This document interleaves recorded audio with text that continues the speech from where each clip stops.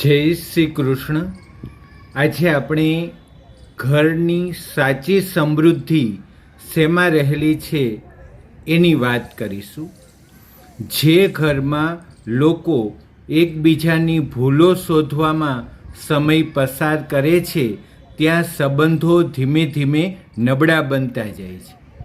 જે ઘરમાં લોકો એકબીજાની ભૂલો શોધવામાં સમય પસાર કરે છે ત્યાં સંબંધો ધીમે ધીમે નબળા બનતા જાય છે. અને જે ઘરમાં એકબીજાને સમજવાની, માફ કરવાની અને સાથ આપવાની ભાવના હોય છે, અને જે ઘરમાં એકબીજાને સમજવાની, માફ કરવાની અને સાથ આપવાની ભાવના હોય છે ત્યાં નાનું ઘર પણ સ્વર્ગ સમાન બની જાય છે. યાદ રાખજો, ઘરમાં સુખ પૈસાથી નથી.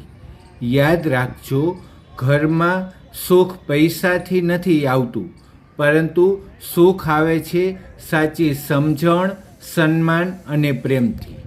જ્યાં શબ્દોમાં મીઠાશ હોય અને વર્તનમાં સ્નેહ હોય ત્યાં ભગવાનનો હંમેશા વાસ હોય છે. એટલે ઘરની શાંતિ અને ખુશી જાળવવા માટે પ્રેમ, સહાનુભૂતિ અને સકારાત્મકતા સૌથી મહત્ત્વપૂર્ણ છે. એટલે ઘરની સાચી સમૃદ્ધિ પૈસામાં નહીં, પરંતુ પ્રેમ, સહાનુભૂતિ અને હળીમળીને રહીને બધાની એકતામાં છે. અસ્તુ.